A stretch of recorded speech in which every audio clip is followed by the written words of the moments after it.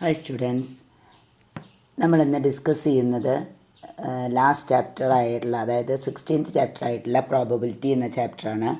ഇതിൽ സാധാരണ എക്സാമിന് വരുന്ന ക്വസ്റ്റ്യൻസ് മാത്രമാണ് ഞാൻ ഇതിൽ ഡിസ്കസ് ചെയ്യുന്നുള്ളൂ.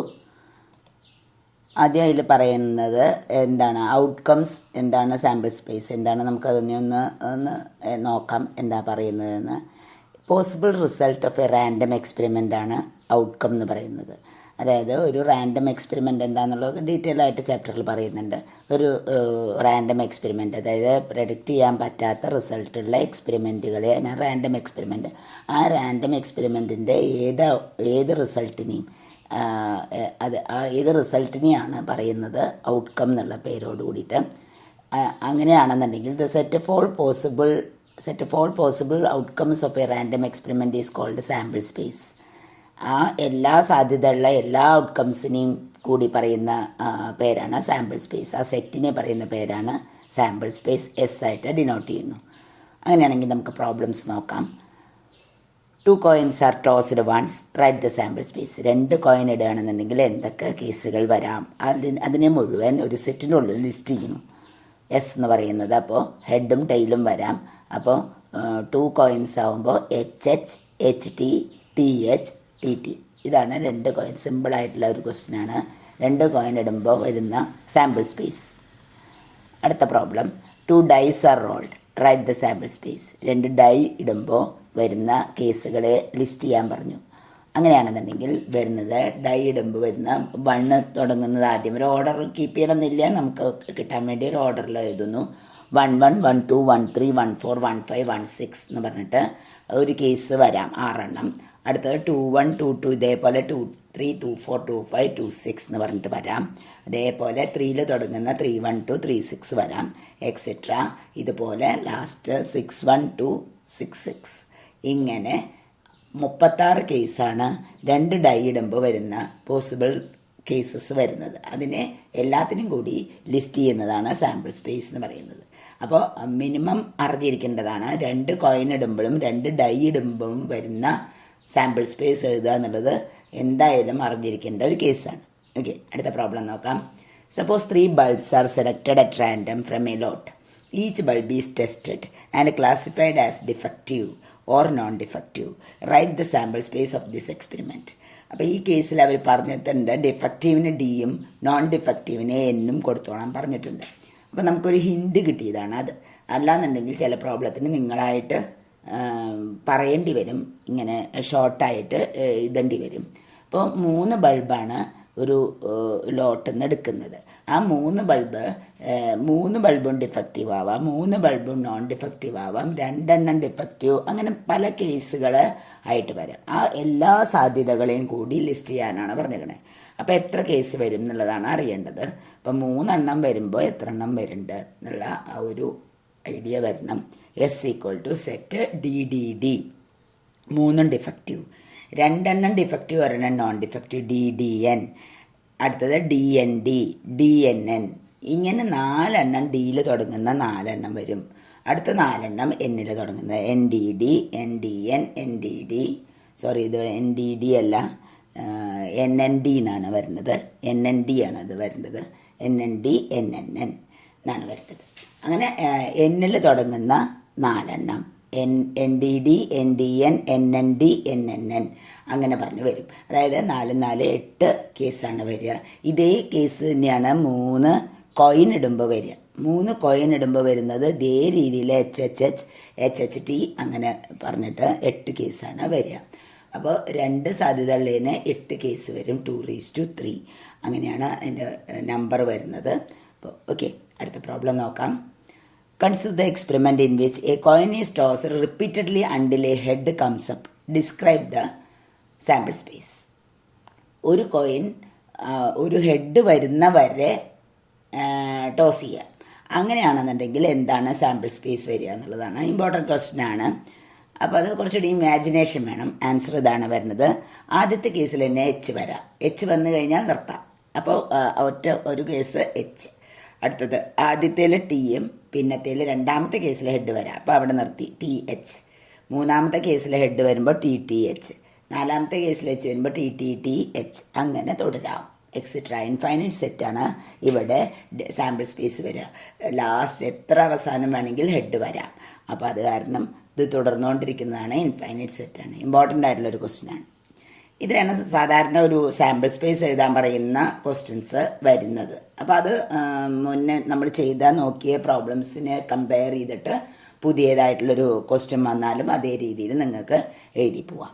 ഇനി അടുത്ത ടേം വരുന്നത് മ്യൂച്വലി എക്സ്ക്ലൂസീവ് ഇവൻറ്റ്സ്. എന്താണ് മ്യൂച്വലി എക്സ്ക്ലൂസീവ് ഇവൻറ്റ് പറയുന്നത്?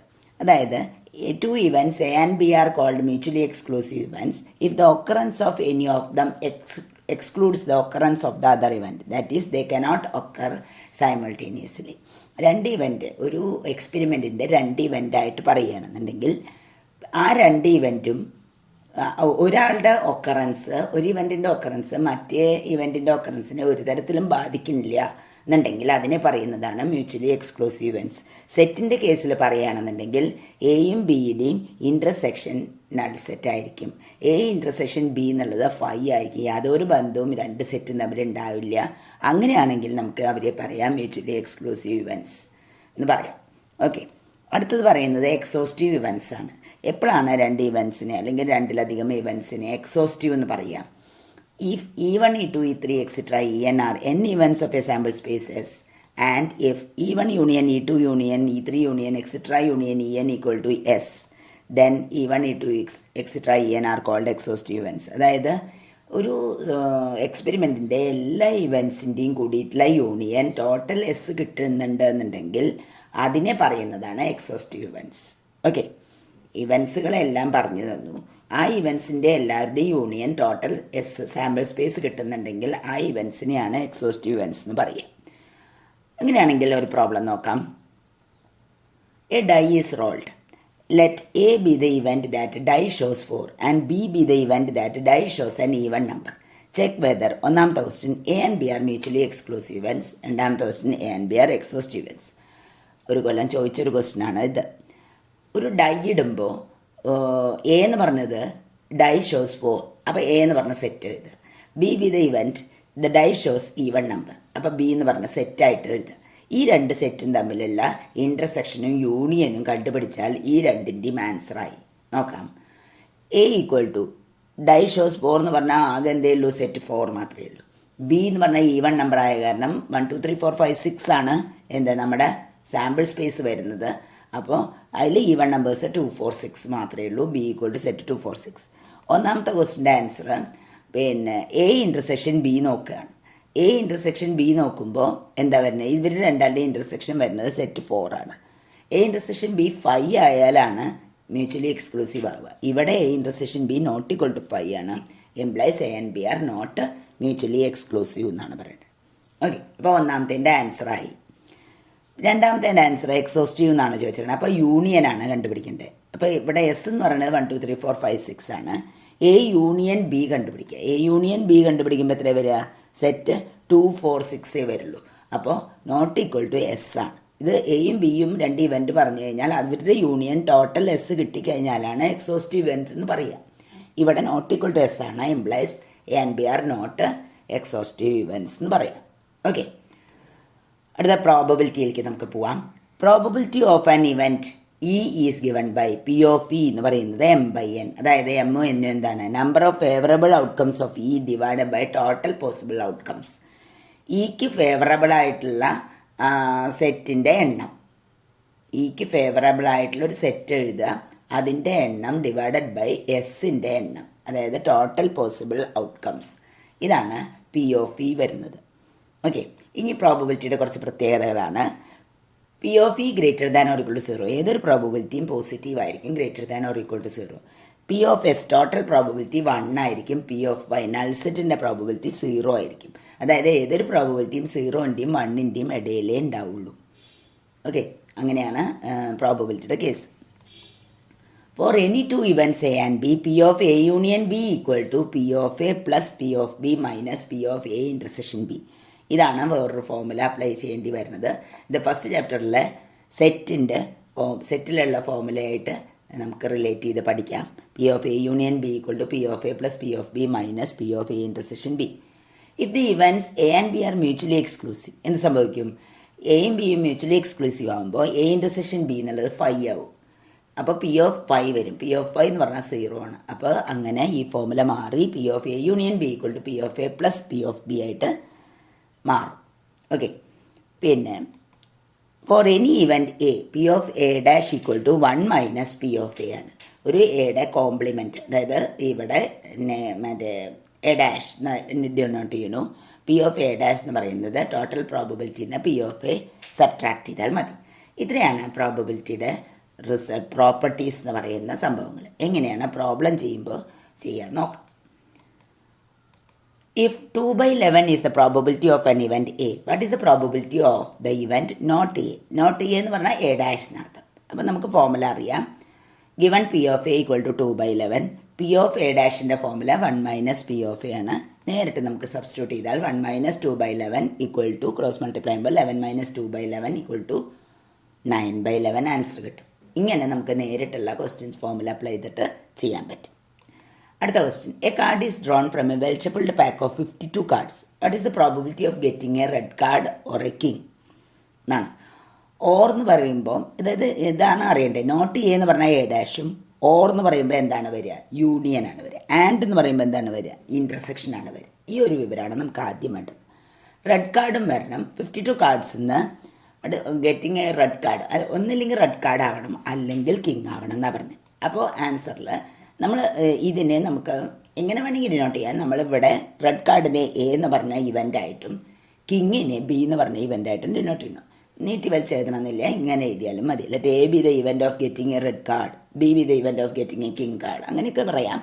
അതിന് പകരം ഇങ്ങനെ സിമ്പിളായിട്ട് എഴുതിയാലും അറിയാം കാര്യങ്ങൾ. അപ്പോൾ നമുക്ക് ഓരോന്നിൻ്റെയും പ്രോബബിലിറ്റി നോക്കാം. പി ഓഫ് എ എന്ന് പറയുമ്പോൾ എന്താ വരിക? പി ഓഫ് എ എന്ന് പറയുമ്പോൾ റെഡ് കാർഡാണ്. എത്ര റെഡ് കാർഡ് ഉണ്ട്? ഈ വിവരങ്ങളെല്ലാം നമ്മൾ അറിഞ്ഞിരിക്കണം.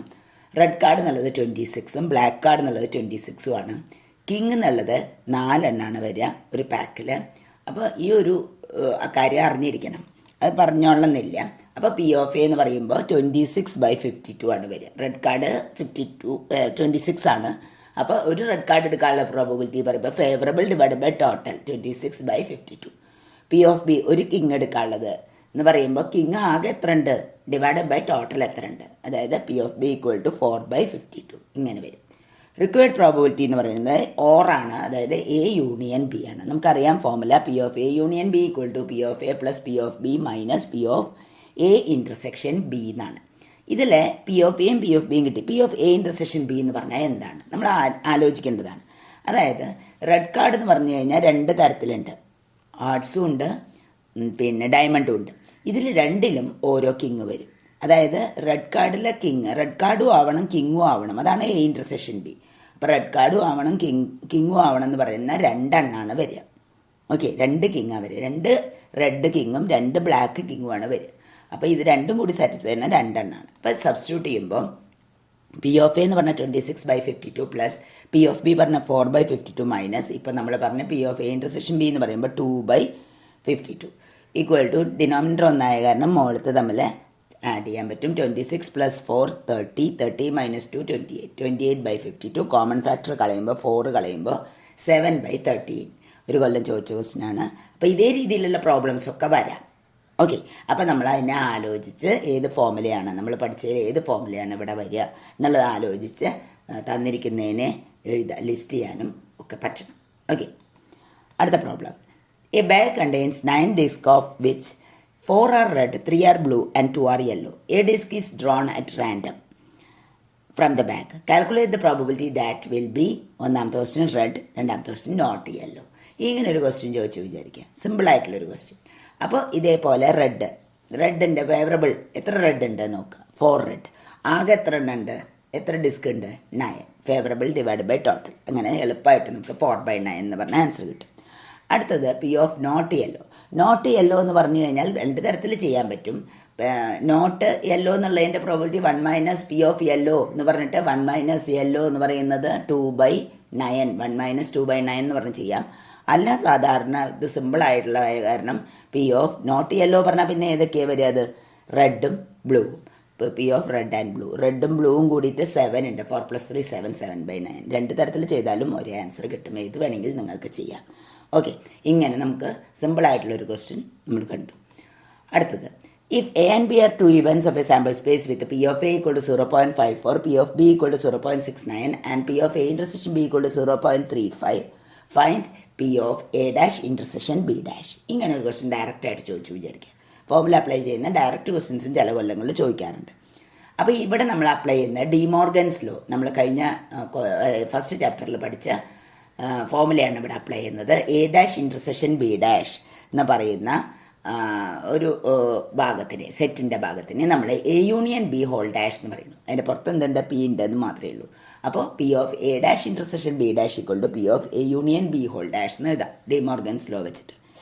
ഇതെന്ന് പറഞ്ഞു കഴിഞ്ഞാൽ എന്താണ്, പി ഓഫ് എ ഡാഷ് എന്ന് പറഞ്ഞാൽ 1 - പി ഓഫ് എ ആണെന്നാണ് നമുക്കറിയാം. അപ്പോൾ P of A union B whole ഡാഷിനെ നമുക്ക് എങ്ങനെ എഴുതാം, 1 - P of A union B എന്ന് എഴുതാം. P of A union B നമുക്കറിയുന്നതാ. P of A union B എന്ന് പറയുന്ന സ്ഥാനത്ത് നമ്മൾ P of A plus P of B minus P of A intersection B എന്ന് എഴുതി. ഇതെല്ലാം നമുക്ക് തന്നിട്ടുണ്ട്. ഓക്കെ, സബ്സ്റ്റിറ്റ്യൂട്ട് ചെയ്യുക. 1 - ബ്രാക്കറ്റിൽ 0.54 പ്ലസ് 0.69 മൈനസ് 0.35. കാൽക്കുലേറ്റ് ചെയ്യുന്ന സമയത്ത് 1 - 0.88 വരും. ആൻസർ 0.12. ഇങ്ങനെ നമുക്ക് ചെയ്ത് അവസാനിപ്പിക്കാം. ഡയറക്റ്റായിട്ടുള്ള പ്രോബ്ലംസും ചോദിക്കാറുണ്ട്. ഫോമുല അറിയണം, ഇത് ഡിമോർഗൻസ് ലോ ഇതും അറിയണം, എന്നാൽ മാത്രമേ നമുക്ക് ചെയ്ത് അവസാനിപ്പിക്കാൻ പറ്റുള്ളൂ. ഓക്കെ, അടുത്ത question. 2 dice are thrown at random. Find the probability of, ഒന്നാമത്തെ ക്വസ്റ്റ്യൻ ഗെറ്റിംഗ് എ ഡബ്ലറ്റ്, രണ്ടാമത്തെ question getting the sum of numbers on the dice 8 എന്ന് പറഞ്ഞിട്ടുണ്ട്. ഇങ്ങനെ ക്വസ്റ്റ്യൻ ചോദിച്ചാൽ ഡബ്ലറ്റ് എന്താണെന്ന് അറിയണം.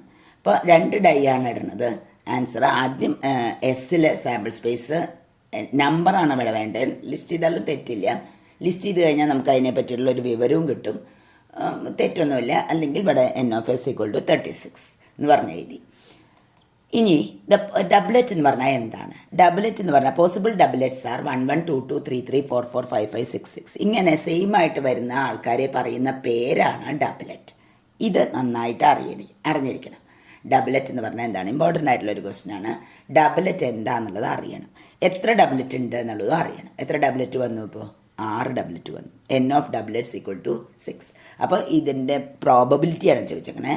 ഫേവറബിൾ ഡിവൈഡഡ് ബൈ ടോട്ടൽ എന്നാണ്. അപ്പോൾ അങ്ങനെ പി ഓഫ് ഡബ്ലറ്റ് = 6/36 = 1/6. ഇങ്ങനെ നമുക്ക് കിട്ടും. നിങ്ങളുടെ കിട്ടിയ ആൻസർ ശരിയല്ലേ നോക്കാനുള്ള ഒരു വഴി, നിങ്ങളുടെ ആൻസർ 1ന് താഴെയാണോ, 1ൻ്റെ താഴെയാണോ, പോസിറ്റീവാണോ, 0ൻ്റെയും 1ൻ്റെയും ഇടയിൽ തന്നെയാണോ എന്നുള്ളത് വ്യക്തമായിട്ട് നോക്കുക. ഒരു വഴി, നിങ്ങളുടെ ആൻസർ ശരിയാണ് ആവാനുള്ളതിൻ്റെ ഒരു വഴി. ഓക്കെ, അതുകൂടി ചെക്ക് ചെയ്യുക. ചിലപ്പോൾ നിങ്ങൾ അബദ്ധം പറ്റിയിട്ട് തെറ്റിയതായിരിക്കാം. അപ്പോൾ അതുകൂടി നോക്കുക. കാൽക്കുലേഷനിൽ മിസ്റ്റേക്ക് ആയാലും സംഭവം എന്തായിരിക്കും, 1ൻ്റെ താഴെ ആയിരിക്കണം. അതുകൂടി നോക്കാം. രണ്ടാമത്തെ ക്വസ്റ്റ്യൻ പറയുന്നത് getting the sum of numbers on the dice is 8 ആണ്. അപ്പോൾ ഈ 36 കേസിൽ ഏത് 2 ആഡ് ചെയ്താലാണ് 8 കിട്ടുക എന്നുള്ളതാണ് നോക്കേണ്ടത്. അപ്പോൾ 36 ഓരോന്നും നമ്മുടെ മൈൻഡിൽ ആലോചിച്ച് വന്നു കഴിഞ്ഞാൽ 1 എന്ന് പറഞ്ഞാൽ 1 തുടങ്ങുന്ന 6 8 വരില്ല. അപ്പോൾ പിന്നെ 2 നോക്കുമ്പോൾ 2 6 8 ആണ്. പിന്നെ 3 അതിൽ 1 ഉണ്ടാവുള്ളൂ. പിന്നെ 3 തുടങ്ങുന്നതിൽ ഏതാണെന്ന് ആലോചിക്കുക. 3 5, 4 4 4, 5 5 3 ആൻഡ് 6 2. ഇത്രയും കേസുകളിലാണ് സമ്മ 8 വരുന്നത്. ഇതേപോലെ നമ്മളെല്ലാം എടുക്കണം എന്നില്ല, നമ്മൾ ആലോചിച്ചിട്ട് എഴുതിയാലും മതി. അപ്പോൾ പോസിബിൾ കേസസ് 5 വരുന്നുണ്ട്. ഓക്കെ, അപ്പോൾ ഇവിടെ പി ഓഫ് സം 8 എന്നുള്ളതിന് പേര് കൊടുക്കണം എന്നില്ല. അപ്പോൾ ഞാൻ ഒരെണ്ണം ഇങ്ങനെ ചെയ്തതാണ്. A be the event of getting a doublet അങ്ങനെയൊക്കെ പറഞ്ഞ് പി ഓഫ് എ n(f) അങ്ങനെയൊക്കെ എഴുതാം. ഇങ്ങനെയും പ്രോബ്ലം ചെയ്യാം. നിങ്ങളിത് ഡയറക്റ്റായിട്ട് ചെയ്ത് വന്നാലും മാർക്ക് കിട്ടും. ഇത് മാത്രമായിട്ട് എഴുതരുത്, പോസിബിൾ കേസസ് ഏതാണെന്ന് കൂടി എഴുതണം. അത്രയേ ഉള്ളൂ. P of sum 8 = 5/36. ആകെയുള്ളത് 36. ഓക്കെ, അടുത്ത problem. 4 cards are drawn from a well-shuffled deck of 52 cards. What is the probability of getting 3 diamonds and 1 spade? കുറച്ചുകൂടി കോംപ്ലിക്കേറ്റഡ് ആയിട്ടുള്ള ഒരു ക്വസ്റ്റ്യൻ ആണ്. കാരണം ഇതുവരെ നമ്മൾ ഡിസ്കസ് ചെയ്തതിലൊക്കെ ഒരു കാർഡാണ്, ഒരെണ്ണമാണ് നമ്മൾ സെലക്ട് ചെയ്യുന്നത്. ഇത് 4 cards ആണ്. അപ്പോൾ ആ 4 cards വരുമ്പോൾ കോമ്പിനേഷൻ ഫോമുല വരും എന്നുള്ളത് ആലോചിക്കുക. 4 cards 52 cards എടുക്കുന്നു. അതിൽ 3 ഡയമണ്ടും 1 സ്പേഡും. അപ്പോൾ ഇതിൻ്റെയൊക്കെ എണ്ണങ്ങളെ പറ്റിയിട്ടുള്ള വിവരം നമുക്ക് ഉണ്ടായിരിക്കണം. ആദ്യമേ ഒരു പാക്കറ്റിൽ എത്ര ഡയമണ്ട് ഉണ്ടാവും? 13 ഡയമണ്ട്സ് ഉണ്ടാവും ഒരു പാക്കറ്റിൽ. എത്ര സ്പേഡ് ഉണ്ടാവും? 13 സ്പേഡ്. അതായത് രണ്ടെണ്ണമാണ് ഇവിടെ പറഞ്ഞത്, 4 എണ്ണം ഇതേപോലെ ഉണ്ട്. സ്പേഡ്, ഡയമണ്ട്, ക്ലബ്സ്, പിന്നെ ആർട്സ്. ഓക്കെ, ഇങ്ങനെ 4 എണ്ണമാണുള്ളത്. 4ഉം 13 എണ്ണം വീതം ഉണ്ടായിരിക്കും. ഓക്കെ, അപ്പോൾ ഇവിടെ എണ്ണത്തിനെ പറ്റി നമുക്കറിയണം. ആദ്യം NF = 52 ആണ്. 3 ഡയമണ്ട്സ്, 3 ഡയമണ്ട് 3 എണ്ണം കൂടെ എടുക്കാൻ പറ്റില്ല. 3 എണ്ണം ഇത്രയും എടുക്കുന്നത് 13 എടുക്കുന്നത്. 3 diamonds can be selected in 13C3 ways എന്ന് പറയണം. ഒരെണ്ണം എടുക്കണമെന്നുണ്ടെങ്കിൽ കുഴപ്പമില്ല, ഫേവറബിൾ എണ്ണം തന്നെയായിട്ട് വരും. 3 എണ്ണം എടുക്കുമ്പോൾ കോമ്പിനേഷൻ 13C3 എന്ന് പറഞ്ഞിട്ട് എഴുതണം. 1 spade can be selected in 13C1. 1 സ്പേഡാണ്, കുഴപ്പമില്ല. 13 എന്നാണ് 1 എടുക്കണത്. 13C1 എന്ന് പറഞ്ഞാൽ 13 തന്നെയാണ്. അല്ല, കോമ്പിനേഷനായിട്ട് ഉപയോഗിക്കുമ്പോൾ 13C1 എന്ന് പറഞ്ഞിട്ടും എഴുതാം. ഇതാണ് എണ്ണത്തിനെ പറ്റിയിട്ടുള്ള കണക്ക്. അപ്പോൾ ഇതും വേണം, ഇതും വേണം. അതായത് 3 ഡയമണ്ടും വേണം, 1 സ്പേഡും വേണം. അപ്പോൾ റിക്വയർഡ് പ്രോബബിലിറ്റി, അത് ഫേവറബിൾ എണ്ണം എന്ന് പറഞ്ഞു കഴിഞ്ഞാൽ ഇതും രണ്ടും വേണമെന്ന് പറയുമ്പോൾ ഇൻറ്റു ആണ് ഇവിടുത്തെ ഓപ്പറേഷൻ, മൾട്ടിപ്ലിക്കേഷനാണ് വരിക. ടോട്ടൽ കേസ് എന്ന് പറഞ്ഞാൽ ഇവിടെയും വ്യത്യാസം വന്നു, ഇവിടെയും വ്യത്യാസം വന്നു. 4 എണ്ണം 52 എന്നാണ് എടുക്കുന്നത്. എത്ര തരത്തിലെടുക്കാം? 52C4 വേസിലെടുക്കാം. അപ്പോൾ ആകെ മൊത്തം വ്യത്യാസമുള്ളൊരു പ്രോബ്ലമാണ്. റിക്വയർഡ് പ്രോബബിലിറ്റി എന്ന് പറയുമ്പോൾ 13C3 × 13C1 ഡിവൈഡഡ് ബൈ 52 എന്ന് 4, 52C4 തരത്തിൽ. ഇത് മാത്രം എഴുതിയാൽ തന്നെ മാർക്കായി. ഇതിൻ്റെ ആൻസർ നിങ്ങൾക്ക് കാൽക്കുലേറ്റ് ചെയ്ത് എഴുതുമ്പോൾ 286 ആണ് 13C3 വരുന്നത്. × 13 ഡിവൈഡഡ് ബൈ 270725 ഡിവൈഡ് ചെയ്യുമ്പോൾ 0.014. ഇതില്ലെങ്കിലും നിങ്ങൾക്ക് മാർക്ക് ഫുൾ മാർക്കാണ്. ഇങ്ങനെ ചെയ്ത് അവസാനിപ്പിക്കുക എന്നുള്ളത് തന്നെയാണ് ശരി. പിന്നെ ഇങ്ങനെ എഴുതിയാലും ഫുൾ മാർക്ക് തന്നെ കിട്ടും. ഓക്കെ, ഇതാണ് ശരിയാവേണ്ട ഭാഗം. ഓക്കെ, അപ്പോൾ ഇത് വളരെ ഇമ്പോർട്ടൻ്റ് ആണ്. 4 കാർഡ്സ് എന്ന് പറയുമ്പോൾ, അതായത് ഒന്നിലധികം എടുക്കുമ്പോൾ കോമ്പിനേഷൻ ഉപയോഗിക്കണം. അതാണ് കണക്ക്. ഓക്കെ, അടുത്ത ക്വസ്റ്റ്യൻ. 7 cards are drone. ഇതേപോലെ തന്നെ 7 cards are drawn from a pack of well shuffled 52 playing cards. ഒന്നാമത്തെ question, how many ways this can be done? എത്ര തരത്തിൽ ഇത് പറ്റും? നമ്മൾ പറയാം ആദ്യത്തെ തന്നെ എന്താ ക്വസ്റ്റ്യൻ, അതായത് 52C4 നമ്മൾ ഡയറക്റ്റായിട്ട് എഴുതിയ പോലെ 52 പാക്കിൽ നിന്ന് 7 കാർഡ്സ് എത്ര തരത്തിലെടുക്കാം? 52C7 എന്ന് പറഞ്ഞ് വരും. What is the probability that the selection contain all Kings? ആ 7 എണ്ണത്തിൽ കിങ് വേണം, എല്ലാ കിങ്ങും അതിൽ വേണം എന്നാണ് പറഞ്ഞത്. 7 കിങ് ഇല്ല, 4 കിങ്ങേ ഉള്ളൂ. 4 കിങ്ങേ ആകുള്ളൂ. അപ്പം 4 കിങ്ങും വേണം, ബാക്കി 3 എണ്ണം എന്തെങ്കിലും ആവണം എന്ന് പറഞ്ഞിട്ടാണ് എടുക്കേണ്ടത്. കുറച്ചുകൂടി ഹയർ ലെവൽ പ്രോബ്ലം. ഓക്കെ, അടുത്ത ക്വസ്റ്റ്യൻ വരുന്നത്, what is the probability that the selection does not contain a king card? ആ സെലക്ഷനിൽ കിങ്ങേ വേണ്ട എന്ന് പറയുമ്പോൾ എന്തൊക്കെയാണ് വരിക നോക്കണം, ശ്രദ്ധിച്ച് ചെയ്യണം. റിക്വയർഡ് നമ്പർ ഓഫ് വേവ്സ് നമ്മൾ പറഞ്ഞ 52C7 വന്നു. ആദ്യത്തെ ക്വസ്റ്റ്യനിൽ എത്ര തരത്തിൽ 7 എണ്ണത്തിനെ 52 എന്ന് എടുക്കാമെന്ന് ചോദിക്കുമ്പോൾ 52C7 വന്നു. രണ്ടാമത്തെ question selection contain all Kings ആയിരുന്നു. അപ്പോൾ അത് 7 എണ്ണത്തിൽ 4 കിങ്ങേ ഉള്ളൂ, അത് അറിയണം നമുക്ക്. അപ്പോൾ എന്താ ചോദിച്ചിരുന്നത്? Probability of 4 kings and 3 others എന്നുള്ള ആ ഒരു കണക്ക്. ഓക്കെ, അപ്പോൾ 4 കിങ്സിനെ നമുക്ക് 3 അതറിനെയും കൂടി എങ്ങനെ എടുക്കാം എന്നുള്ളതാണ് നമ്മൾ നോക്കേണ്ടത്. 4 കിങ്ങിനെ 4 എണ്ണത്തിൽ നിന്ന് 4C4, 3 എണ്ണത്തിനെ എത്രയെന്ന് എടുക്കുക? ബാക്കി എത്ര ഉണ്ട്? 4 കഴിഞ്ഞാൽ 52-ൽ ബാക്കി എത്ര ഉണ്ട്? അതേഴ്സ് എന്ന് പറയുന്നത് 48 ആണ്. 48 നിന്ന് 3 എന്ന് പറയുമ്പോൾ 48C3. അപ്പോൾ ആൻഡ് എന്ന് പറയുമ്പോൾ ഇൻറ്റു 4 കിങ്സിനെ 4 എന്ന് 4C4 ആൻഡ് എന്ന് പറഞ്ഞാൽ ഇൻറ്റു അതേഴ്സ് 48 ആണ്. 48 നിന്ന് 3 48C3. ഇതാണ് ന്യൂമറേറ്റർ വരിക. രണ്ടാമത്തെ ക്വസ്റ്റ്യൻ്റെ ന്യൂമറേറ്റർ വരെ ഇതാണ്. റിക്വയർഡ് പ്രോബബിലിറ്റി എന്ന് പറയുന്നത് 4C4 × 48C3 ഡിവൈഡ് ബൈ ആകെ എത്ര എടുക്കേണ്ടത്? 7, അതായത് 52C7. ഇങ്ങനെ പറഞ്ഞ് നമ്മൾ പ്ലാൻ ചെയ്യാൻ പറ്റും. ആ പ്രോബ്ലം എഴുതി പഠിക്കുന്ന ചെയ്യണം. ഓക്കെ, അടുത്തത് നമ്മൾ ചോദിച്ചത്, what is the probability that the selection contain a does not contain a king card എന്ന് പറയുമ്പോൾ സാധാരണ ചെയ്യുക കുട്ടികൾ 1 മൈനസ് എന്ന് പറഞ്ഞിട്ട് ഇത് ചെയ്യുക. അതല്ല നമ്മളിവിടെ ചോദിച്ചിരിക്കുന്നത്. ഈ 7 എണ്ണത്തിലും കിങ് പാടില്ല എന്നാണ് പറഞ്ഞത്. അപ്പോൾ ഇതിൻ്റെ നെഗറ്റീവ് എന്ന് പറയുന്നത് 4 കിങ്ങും 3 അതറിൻ്റെ ഓപ്പോസിറ്റ് എന്ന് പറഞ്ഞാൽ 3 കിങ് വരാതിൽ ഇതിൻ്റെ ഓപ്പോസിറ്റ് 1 മൈനസ് ഇത് ചെയ്യുമ്പോൾ 3 കിങ്ങും ഒക്കെ വരാം. 3 കിങ്ങും 4 അതറും അങ്ങനെയൊക്കെ വരും. ഓക്കെ, അപ്പോൾ അതല്ല ചെയ്യേണ്ടത്. Number of ways of selecting no kings എന്ന് പറഞ്ഞു കഴിഞ്ഞാൽ തിരിച്ച് വേറെ ഇതേപോലെ ബാച്ചിങ് ചെയ്യണം. അതായത് കിങ് അരുത് എന്ന് പറയുമ്പോൾ കിങ് അല്ലാത്ത എത്ര ഉണ്ട്? 48 ഉണ്ട്. 48 നിന്ന് 7 എടുക്കണം. Number of ways of selecting no kings എന്ന് പറയുമ്പോൾ 48C7. ഇത് ഉദ്ദേശിച്ചത് 7 എടുക്കുന്നതിൻ്റെ കേസാണ്. Number of ways of selecting 7 cards with no kings എന്നാണ് ഉദ്ദേശിച്ചത്. 48C7 എന്ന് വരും. അപ്പോൾ റിക്വയർഡ് പ്രോബബിലിറ്റി എന്ന് പറയുന്നത് 48C7 ഡിവൈഡഡ് ബൈ 52C7. ഇങ്ങനെ വേണം മൂന്നാമത്തേൻ്റെ ആൻസർ വരാൻ. അപ്പോൾ ശ്രദ്ധിക്കുക, ഈ പ്രോബ്ലം ഡസ് നോട്ട് കണ്ടെയ്ൻ എന്ന് പറയുമ്പോൾ നേരെ ഓപ്പോസിറ്റ് 1 മൈനസ് എന്ന് പറഞ്ഞ് ചെയ്യരുത്. എന്താണ് പറഞ്ഞേക്കണേന്ന് വ്യക്തമായിട്ട് മനസ്സിലാക്കിയിട്ട് വേണം ചെയ്യാൻ. 1 മൈനസ് എന്ന് പറയുമ്പോൾ അതാണ് 4 കിങ് അല്ലാത്ത എല്ലാ കേസും വരും. അപ്പോൾ അതിൽ 2 കിങ് വരാം, 1 കിങ് വരാം, 3 കിങ് വരാം, ഒക്കെ വരാം കേട്ടോ. അപ്പോൾ അത് കാരണം ഇങ്ങനെ വേണം ചെയ്യാൻ. 48C7 ഡിവൈഡ് ബൈ, ഉറപ്പിക്കണം, കിങ് ഇല്ല എന്ന് ഉറപ്പിക്കണം. അങ്ങനെ പറയുമ്പോൾ 48C7 divide by 52C7. Okay, അടുത്ത problem. 2 students A and B appeared in an exam. The probability that A will qualify the exam is 0.25, B will qualify the exam is 0.45 and both will qualify the exam is 0.2. നമ്മൾ കണ്ടിട്ടുള്ളതാണ്. എയുടെ probability തന്നു, ബിയുടെ probability തന്നു, A and B എന്ന് പറയുമ്പോൾ A intersection ബിയുടെ probability തന്നു. എന്നിട്ട് ചോദിച്ചു find the probability that both A and B will not qualify the exam, one of them will qualify the exam. ഈ 2 ക്വസ്റ്റിൻ്റെ ആൻസർ എന്തായാലും സാധാരണ ചോദിക്കുന്ന ഒരു ക്വസ്റ്റ്യനാണ്. P of A, P of B, P of A intersection B തന്നിട്ടുണ്ട്, നമ്മൾ എഴുതി. A and B will not qualify the exam എന്ന് പറഞ്ഞാൽ എയും അരുത്, എ അരുത് എന്ന് പറയുമ്പോൾ നോട്ട് എ, ബി അരുത് പറയുമ്പോൾ നോട്ട് ബി, നോട്ട് എ പറഞ്ഞാൽ എ ഡാഷ്, നോട്ട് ബി എന്ന് പറഞ്ഞാൽ ബി ഡാഷ്, ആൻഡ് എന്ന് പറഞ്ഞാൽ ഇൻ്റർസെക്ഷൻ. അപ്പോൾ എന്താണ് required probability? P of A dash intersection B dash എന്ന് വരും. മുന്നേ നമ്മൾ ചെയ്ത പോലെ ഡി മോർഗൻസ് ലോ അപ്ലൈ ചെയ്യുമ്പോൾ P of A union B whole dash വരും, equal to 1 minus P of A union B വരും. ഫോമുല അപ്ലൈ ചെയ്യുമ്പോൾ 1 minus P of A plus P of B minus P of A intersection B, bracket മറക്കരുത്, എല്ലാം തന്നിട്ടുണ്ട്. Substitute ചെയ്യുമ്പോൾ 1 minus bracket 0.5 കിട്ടും, equal to 0.5 എന്ന ഒന്നാമത്തേൻ്റെ answer കിട്ടും. ഏത്? എയും ബിയും will not qualify the exam.